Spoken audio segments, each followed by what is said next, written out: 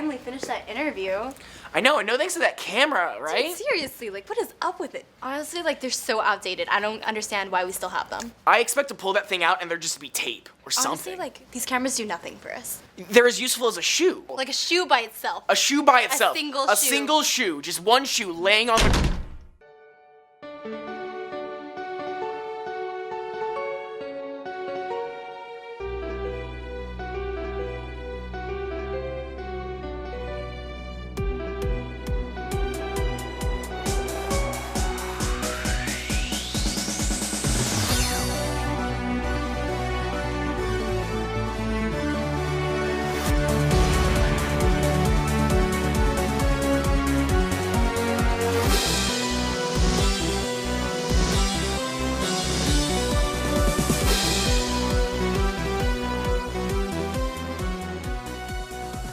Hey Apaches, only 331 days left in this year. That's 331 more days of endless possibility. Which could go horribly wrong. Or all of your dreams could come true. Either way, We'd like to welcome you to Show 17. I'm Simone Chu. And I'm Caressa Wong. AP packets are available online now. You can print them from the ASB website. Pay in the ASB office before school, at lunch, or after school. Bring your ID and completed paperwork. If you pay for your exam from now until February 10th, they cost $100 each, and you'll get a coupon for a free Taco Bell taco. If you pay later on, they're $125 each, and no taco. The last day to buy exams is Friday, February 17th. Donald Trump named his Supreme Court nominee on Tuesday evening. Just who is this new probable future justice? Simone did a quick check.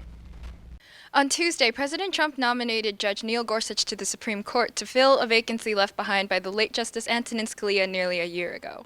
Conservatives hope that Gorsuch will become the intellectual heir to Justice Scalia, who was an outspoken leader of conservatives. Like Scalia, the 49-year-old judge from Colorado strongly believes in an originalist interpretation of the Constitution, meaning that he wants to interpret the Constitution exactly as the Founding Fathers would have meant it. However, he's more flexible and open to persuasion than his predecessor. A judge who likes every outcome he reaches is very likely a bad judge. Gorsuch has taken strong stances in favor of religious freedom, but has not extensively written on hot-button issues such as gun control and LGBT rights. The selection of a Supreme Court justice is extremely significant, since whoever fills the ninth slot can tip the scales to either a more conservative or liberal approach to decisions. If selected, Gorsuch would have to weigh in on any conflicts with the current administration. Our Constitution is interpretable. The framers crafted a document for us that has areas that are open for judgment, and they did that intentionally to allow us as a people to evolve as societies change and the world changes around us. To be confirmed, Gorsuch needs a simple majority in the Senate, so at least 51%. If 41 senators decide to fight the nomination, it could get stuck, but that's highly unlikely. This has been Simone Chu. See you guys back in the studio. Thanks, Simone. California Scholarship Federation Honor Society applications are now available on the ASB website. You must print out your own application. Please direct all questions to your CSF advisor. This weekend, President Trump issued a controversial executive order halting immigration from certain countries. Andre Salcido takes a closer look at how this affects Americans. As of January 27th, President Donald Trump signed an executive order that would ban the travel and immigration of all citizens from 7 nations in an attempt to combat extremist terrorism in the United States. This ban originated from a controversial campaign promise made by Trump back in 2015, where Trump stated, Donald J. Trump is calling for a total and complete shutdown of Muslims entering the United States until our country's representatives can figure out what the hell is going on. Although it may not live up to the blanketed magnitude initially promised, it does bring unease for many in the community as the nation struggles to adjust to the new administration. Trump has technically followed through with this promise, but it raises the question, is this actually constitutional? There are a few ways that this executive order could be repealed or overturned or rescinded. Someone that has been affected by this ban must challenge this executive order in a federal court system. He has to work its way from the district court level to the appellate court system, and then all the way to the Supreme Court. And then if the Supreme Court rules that it's unconstitutional, then the ban will no longer apply. Again, this ban does not apply to all travelers entering the United States. It applies to travelers coming from the 7 nations outlined in the order. However, this has wreaked havoc within immigrations and customs in U.S. airports as travelers are being detained who previously had legal access. Protests are up once again in airports across the nation. Within the government, we have many Democratic senators and Democratic congressmen, most notably Nancy Pelosi and Minority Leader Charles Schumer, coming out and attacking this order and speaking out against this order. This is a bipartisan issue as well. It restricted travel for green card holders, for visa holders. The countries in the order include Syria, Iran, Iraq, Libya, Somalia, Sudan, and Yemen. These countries are Muslim majority countries that he doesn't have any business in. In other countries like Saudi Arabia and Egypt, he does have business interests in these countries, and they're not banned, which is kind of suspicious. It's safe to say that the political situation in the United States is far from being mended, and Donald Trump hasn't announced any plans to repeal his decision. We have yet to see the success of the restriction, and the next 90 days will determine that success. I'm Andre Salcido. Back to you guys in the studio. Thanks, Andre. If you didn't earn a C- grade or better in a course, or added or dropped a course after your original application submission, you must notify the admissions office at each college campus to which you have applied. That includes UCs, Cal States, and private colleges. Handouts with guidelines and details on how to report these changes are available at the COD desk. I really wish I knew how to dance, but luckily Orchesis taught a hip-hop routine last Friday, and Mia is here to tell us how it went. Hey Apaches, I'm here at Orchesis Dance Hip Hop class to get a glimpse of what it's like to be an Orchesis member. Today we had our open hip hop workshop, and it's our second one of the year. We had one last year, and this one we teach them a minute-long routine and give the students an exposure of hip hop and dance, and they can have fun with their friends and work out. We came up with this idea first last year because we have actually a dance day where we teach younger kids, and we thought it would be so good if we teach like high schoolers, which is why we developed this workshop so high schoolers can come and learn hip hop. It was really good. Everyone was super upbeat. The energy was really strong, and they were really focused and seemed to have a really good time. Thanks Orchesis for the fun event last Friday. Stay tuned to Orchesis' spring show coming up soon. This was Mia, back to you guys in the studio. Thanks, Mia. Seniors, purchase your 2017 grad night ticket before prices increase. Tickets are $140 now until March 31st and $150 from April 1st to June 8th. Stop by the ASB office to make your payment. Rotary Youth Leadership Awards is an intensive 2.5-day leadership training program for high school juniors in District 5300 chosen for their leadership potential. This year's program will be held from April 28th to 30th in Big Bear, California. The deadline is March 9th, and your completed application must be turned in to twona@ausd.net. You know what I want, what I really, really want? Tell me what you want, what you really, really want. I wanna really go on break. Sounds like a plan.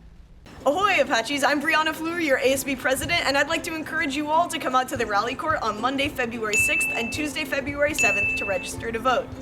There are only a few things you need to fill out before you become an official voter. Your name, your driver's license, California ID or social security number, and your address. As you can see, it only takes a couple minutes to register, and civic activism is worth every minute. Register by February 20th and get a chance to vote in Arcadia's March 7th election. AP meetings may have started this week, but don't miss the following meetings if you're interested in these classes. On Monday, there's AP Music Theory in the Choral Room and Art History in the Lecture Hall. Tuesday, AP Comp Sci in the Multipurpose Room and US Gov is in the Lecture Hall. On Wednesday, AP Chem is in the Lecture Hall and Comp Gov is in the MPR. And finally, on Friday, Human Geo is in the Lecture Hall and Calc AB is in the MPR. Good luck remembering all of that. Come out to the baseball field on Thursday to catch an exhibition game with a guest baseball team from Korea. The game starts at 2:30. See you there. Horace made the split decision last night to catch a movie. Let's see what he thought of it. Hey Apaches, it's Horace, back at it again with this week's movie review. Today we look at the latest M. Night Shyamalan movie, Split, which is a sequel to the film Unbreakable. Split is listed as a thriller/horror movie, but I feel like it is more of a psychological thriller.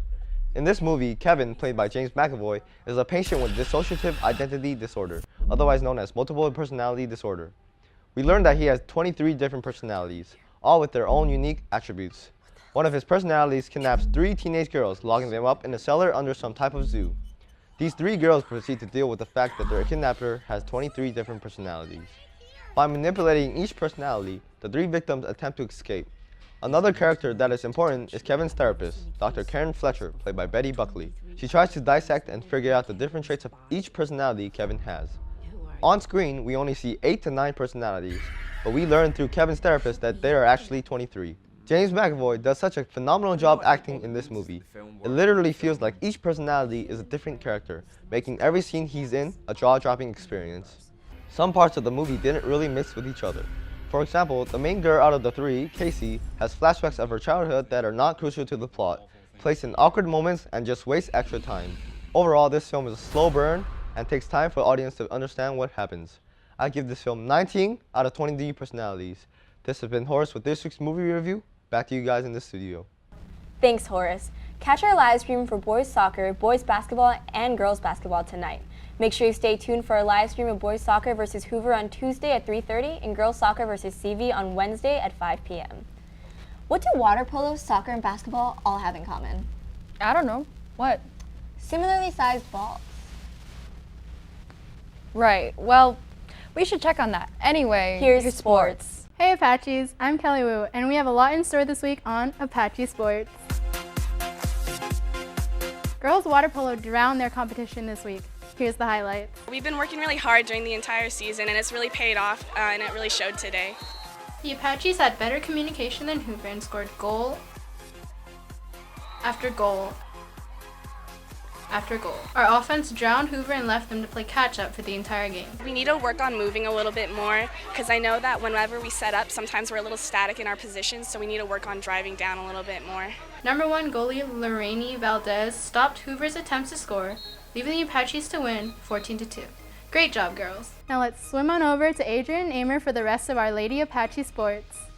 Arcadia played John Muir on Wednesday. Some dream about goals. Arcadia makes them. Muir seemed to be struggling right off of the bat, and they could not get the ball past the halfway line. The Apache girls were relentless. They hustled after every ball and never lost focus. In doing so, Arcadia scored goal after goal after goal, and the defense from Muir was left scrambling. With good ball movement and passes, the girls stayed aggressive and demolished Muir, winning 10-0. We've had a great season so far, am I right, ladies? Oh yeah! We've been undefeated in the league, and we're going to play CV next week and hopefully get another W and go on to CAF. Throughout the season, we've had problems with urgency and communication, but we've been working on it, and I think it'll pay off in these last 3 games. The girls are heading to the top. Good job, girls. This past Friday, both girls and boys basketball played against Burroughs in over 2 exciting games. The Apaches got up to a hot start with baskets from point guard Ashley Sue and center Suhana Saikamar. Saikamar was a monster on the glass, collecting a team high of 8 rebounds. However, the size of Burroughs couldn't be matched, and center Myron Grote on Burroughs collected a game-high 17 rebounds, propelling her team to score on many second-chance points and ultimately win the game. I think mostly we just need to work on our communication, because defensively we're pretty good, but sometimes when we don't communicate we get lost. I think we did really well, like playing up to their aggressiveness. Like Burroughs is a really aggressive team, so when we were expecting it, we just defensively were trying to go after steals and get in the passing lane and stuff like that. Third quarters are especially hard for us, so then we tend to break down. The Apaches lost 48-37. Better luck next time, Apaches. Boys basketball passed up a win last week against Burroughs with a score of 65-56. Better luck next time, boys. And we would like to congratulate the following athletes: Alexis Sorrell, Masters University; Allison Hung, Cal Poly Pomona; Eden Hardy, University of Oregon; Hannah Mushiski, Rogers State University; Cami Dopke, Harvard University; Marissa Mendez, Cumberland University; Ken Kong, Claremont McKenna College; Tenny Chong, UC San Diego; Charles Ding, MIT; Rayshawn Rowland, Dixie State University; Raymond Morfin, Dixie State University. Great job, Apaches, and good luck on your future endeavors. Only 331 days left in the year. What are you doing with that time? You better be following us on social media. Time is a social construct, much like money, nationalism, oysters, and Apache News. Wait, what was that last one? Apache News. No, the other one. Nationalism. No. Well, this has been Show 17. Hope you guys had a great time.